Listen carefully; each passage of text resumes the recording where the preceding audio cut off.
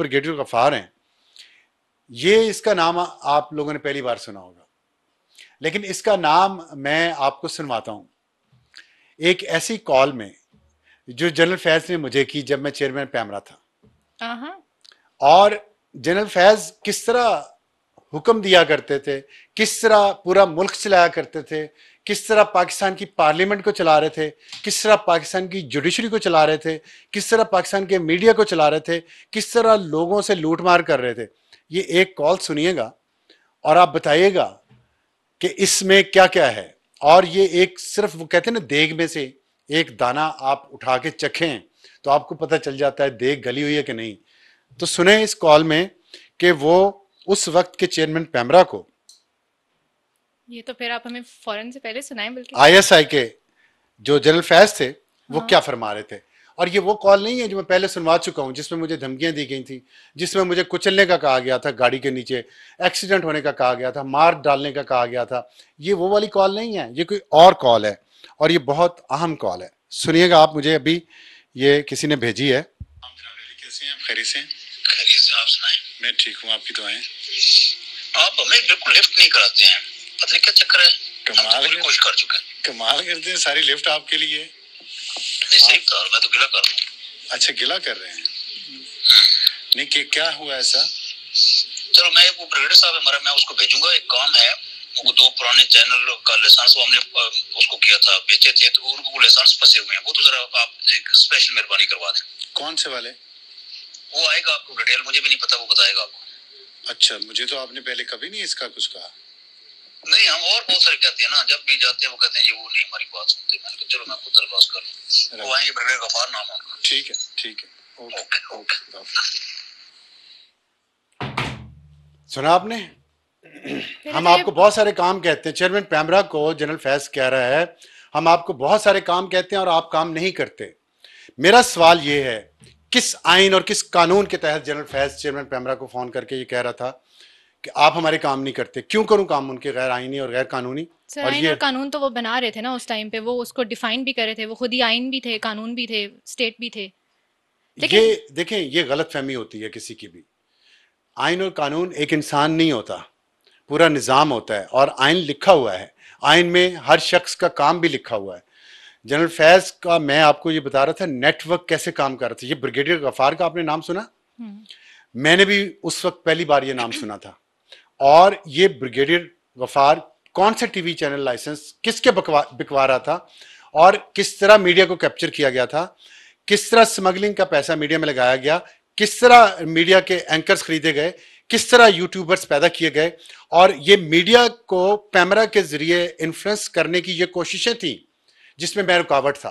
तो ये तो सर एक पूरा इदारा था ना जो इस तरह से काम कर रहा था। एक इंडिविजुअल इतना ताकतवर तो नहीं हो सकता। अगर सिर्फ ये कहें कि जनरल फैज या उनके 52 लोग या जो भी इतने इन्फ्लुएंशियल हो गए, इदारे से बढ़ गए। आपसे कल भी एक बात हुई थी, आप जिस जनरेशन से ताल्लुक रखती हैं ना, वो जनरेशन अक्लमंद तो बहुत है, लेकिन उसके पास तजर्बा नहीं है। और मैं आपको अपने तजर्बे की बुनियाद पे ये बता रहा हूँ कि बहुत ताकतवर इदारा है अगर मुल्क के मफाद के लिए इस्तेमाल किया जाए।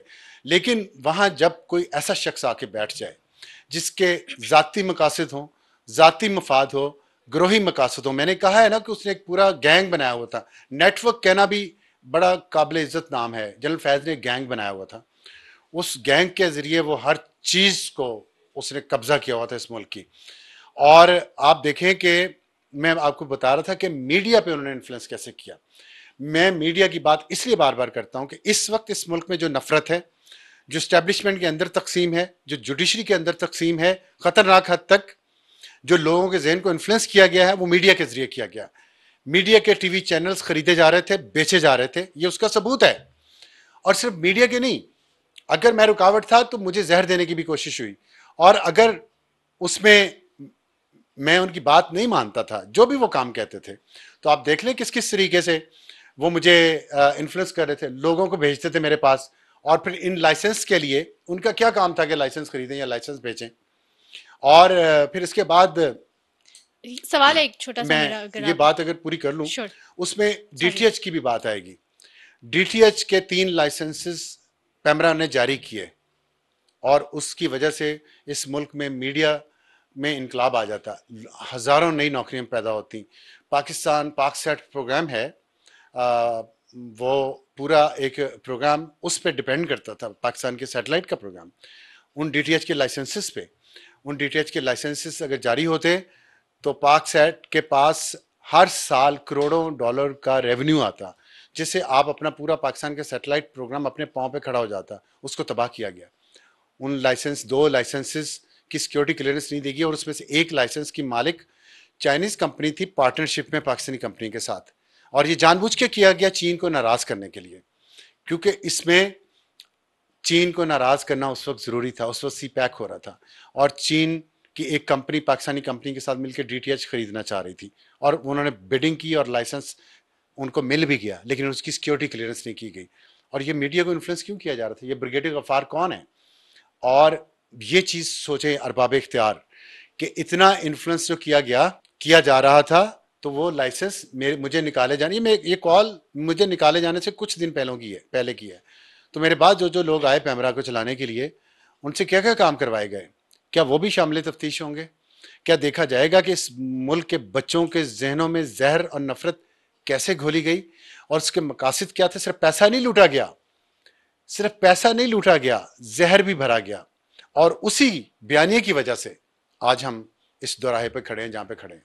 और यहाँ से आप देख रहे हैं कि बेहतरी हो सकती है, या इसके बाद? देखें, जो मुझे एक ऐसा शख्स समझा जाता है जो फौज की सियासत में मुदाखलत के खिलाफ रहा है, और आज भी हूँ, कल भी हूँगा। और मैं इसलिए हूँ कि आइन हमारा ये कहता है, और हम एक आइनी और जमहूरी मुल्क हैं। मैं चाहता हूँ सारे इदारे अपने आप प्रोफेशनल काम करें। फौज के लोग, बच्चे जो कुर्बानियाँ दे रहे हैं अपनी जान की, मैं बहुत कदर करता हूँ, लेकिन चंद एक ऐसे गंदे अंडे जो हैं, और जिनका मैंने सिर्फ आपको टिप ऑफ द आइसबर्ग सुनवाया अभी, ये घिनौने काम वो करते रहे हैं। वो खाकी वर्दी पहन के, जो खाकी वर्दी सरहदों पे अपना खून दे के हमारी जान की हिफाजत करती है, ऐसे लोगों को कोई पनाह नहीं मिलनी चाहिए। और जो कुछ फ़ौज अब कर रही है अपने अंदर एहतसाब का अमल, मैं उससे मुतमईन हूँ, पाकिस्तानी मुतमईन हैं। और ये बहुत अच्छा कदम इसलिए भी है कि जब आप सबसे ताकतवर पे हाथ डालते हैं तो दूसरों को सबक मिलता है, दूसरों के लिए इबरत बनती है कि भाई ये भी पकड़े गए हैं तो अब आप भी नहीं बचेंगे, चाहे जजेस हों। और जजेस भी हैं, ये भी मैं आपको आज बता दूं, रिटायर्ड जजेस भी हैं, सर्विंग जजेस भी हैं, जो इस गैंग का, जो फैज गैंग का हिस्सा थे। और इस अकाउंटेबिलिटी की जो राह है उनकी तरफ भी जा सकती है। बिल्कुल जानी चाहिए, जा सकती है, जानी चाहिए, और इंशाल्लाह जाएगी, मुझे पूरी उम्मीद है। अब जो कुछ हो रहा है, क्यों? इसलिए कि ये सिर्फ पैसा बनाने का अमल नहीं है, इसमें पूरा मुल्क तबाह कर दिया गया। मेरे पास ऐसी अभी इंफॉर्मेशन है नमूना कि मैं अभी वो शेयर भी नहीं कर सकता, कि क्या इस हद तक गिर सकते हैं कुछ जज और कुछ जर्नैल कि वो मुल्क की सलामती को दांव पे लगा दें सिर्फ जाती अपनी एक लाइकिंग और डिसलाइकिंग के लिए। ये हुआ है, और ये चीजें कुछ अरसे में बाहर आ जाएंगी। इसके अलावा एक और अहम चीज, कल आर्मी चीफ ने एक डिनर भी दिया वेटरन्स को, और उसके अंदर एक पिक्चर वहां से आई है। कैसे उस पिक्चर को कैसे एनालाइज करेंगे? देखिए, पिक्चर में एनालाइज करने वाली कोई बात तो नहीं है, अच्छी तस्वीर आई है, पिक्चर में एनालाइज करने वाली बात। और आपने देखा तस्वीर बड़ी अच्छी आई है, खुश हैं लोग, बहुत अच्छे सूट पहने हुए हैं डार्क कलर के, और टाइयाँ भी बहुत अच्छी हैं। ख़ासतौर पे जनरल राहिल शरीफ की टाई मुझे बहुत पसंद आई है, और लेकिन ज़ाहिर काफ़ी महंगी होगी, मैं तो नहीं ले सकता। राहिल शरीफ साहब अफोर्ड कर सकते हैं, वो करोड़ों में तनख्वाह लेते हैं सऊदी अरब से। तो और army chief general Asim Munir, तारीफ तो कर सकते हैं। हाँ, तारीफ मैं कर रहा हूँ, वो भी अच्छे लग रहे थे, खुश थे, मुतमईन थे। और अशफाक परवेज़ कियानी साहब भी थे, वो भी साबिक आर्मी चीफ हैं, उन्होंने शेरवानी था उसमें मैं बताता हूँ, उसमें उन्होंने ना शेरवानी पहनी हुई थी, और अशफाक परवेज़ कियानी साहब अक्सर शेरवानी पहनते हैं। तो किसी ने कमेंट किया कि वो तो अब कायद आज़म जैसे लगना शुरू हो गए हैं। और उसमें फिर साबिक chairman joint chiefs of staff committee general Nadeem Raza भी थे। तो मैं ये सोच रहा था कि पिछले 10-15 साल की तमाम टॉप हायरार्की जो है फौज की, वो उसमें मौजूद थी।